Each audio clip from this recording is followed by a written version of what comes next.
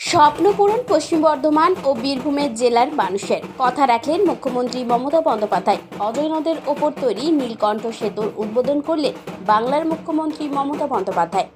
স্বপ্ন পূরণ দুই জেলার মানুষের।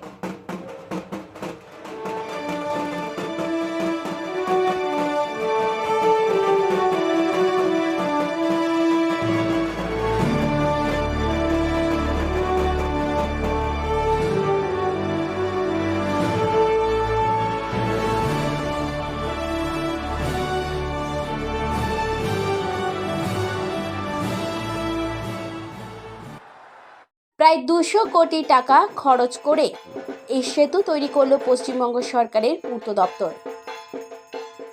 কাজটা শুরুতে যে খুব সোজা ছিল তা নয়। শুরুর লগ্নে জমি অধিগ্রহণ নিয়ে একটা জটিলতা শুরু হয়েছিল।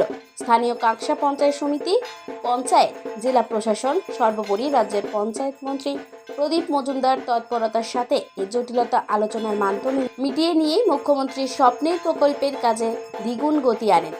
আর যার বাস্তব রূপায়ণ মঙ্গলবার মমতা বন্দ্যোপাধ্যায়ের হাত দিয়েই বীরভূম থেকে অজয়ের ওপর তৈরি নীলকণ্ঠ সেতুর উদ্বোধন।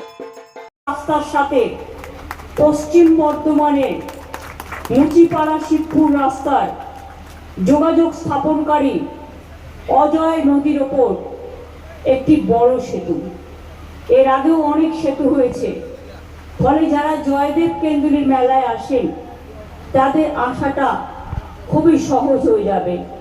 আবার কালনা থেকে শান্তিপুর আমরা নবদ্বীপ যাওয়ার এখন মুচিপাড়া শিবপুর রোড ধরে খুব তাড়াতাড়ি এই নীলকণ্ঠ সেতুর ওপর দিয়ে বীরভূম পৌঁছে যাওয়া যাবে। দক্ষিণবঙ্গের সাথে উত্তরবঙ্গের যোগসূত্র রচনা করবে মুখ্যমন্ত্রী মমতা বন্দ্যোপাধ্যায়ের এই ঐকান্তিক চেষ্টা। পুজোর আগেই মা উমার আগমনী বার্তার ঢাকের আওয়াজে যেন জানান দিল।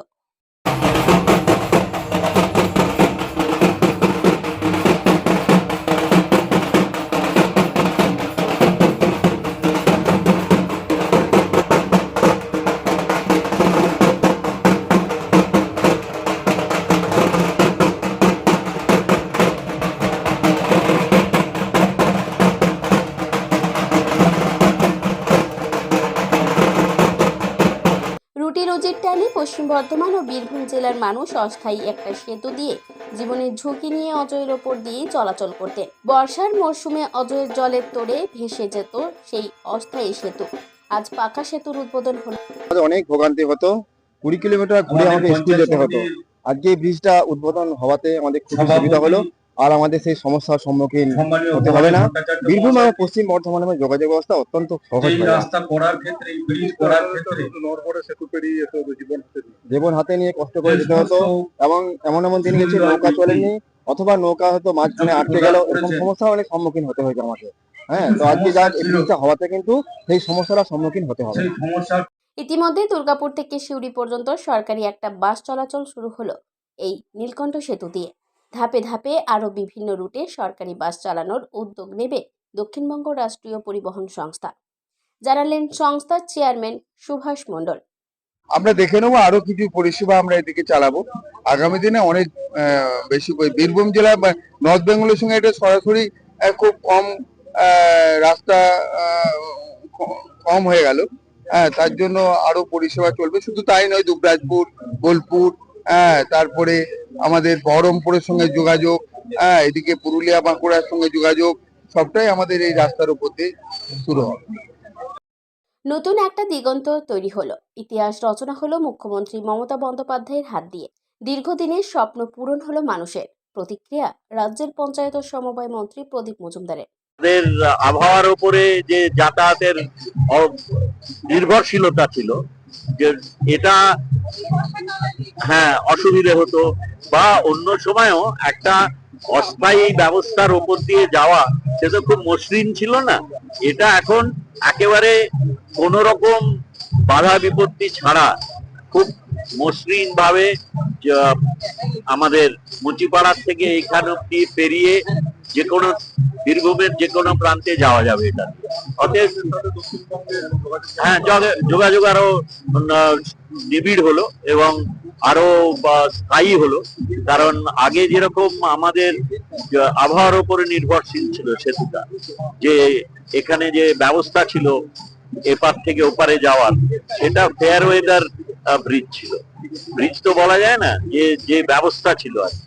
সেটা যখনই বেশি প্রতিকূল আবহাওয়া হতো তখন যাওয়া আসার অসুবিধা হতো, আর জলের মাত্রা যদি বেড়ে যেত তখন ওটা ধুয়ে চলে যেত, যা এবারেও হয়েছিল। তো সেই জন্যে এটা একটা স্থায়ী ব্যবস্থা হলো, মানুষ অনেক স্বস্তি পাবে এবং যাওয়া আসার অনেক সুবিধা হবে। শুধু দুপারের মানুষই নয়, বহু মানুষ এখন এই রাস্তা দিয়ে এবং এই সেতুর জন্য এইখান দিয়ে যাওয়া আসা করবে। আমাদের এই প্রান্তে আমাদের যেসব দ্রষ্টব্য রয়েছে, যেমন আমাদের সামরূপ মন্দির, সেখানেও আমাদের আশা করব পর্যটকরা অনেক বেশি মাত্রায় আসতে পারবেন। যারা বোলপুরে আসবেন, আমরা যদি এটাকে প্রচারের আলোয় রাখতে পারি তাহলে অনেকের কাছে আগ্রহ থাকবে এই দিক দিয়ে গিয়ে সোজা আমাদের অনেক দূরত্ব। না না, কেন, সব যানবাহনই চলবে, সেইভাবেই তো তৈরি হয়েছে। মঙ্গলবার মুখ্যমন্ত্রীর ভার্চুয়াল এই উদ্বোধনে পঞ্চায়েত মন্ত্রী প্রদীপ মজুমদার ছাড়াও উপস্থিত ছিলেন পশ্চিম বর্ধমানের জেলা শাসক পণ্যবালা মেশ, দুর্গাপুরের মহকুমা শাসক সৌরভ চ্যাটার্জি, কাঁকসার বিডিও পর্ণা দে, আসানসোল দুর্গাপুর উন্নয়ন পর্ষদের চেয়ারম্যান কবি দত্ত সহ অন্যান্য বিশিষ্ট ব্যক্তিবৃন্দ। কাঁকসা থেকে অনুরাধা সেনগুপ্তের রিপোর্ট, খাঁটি খবর।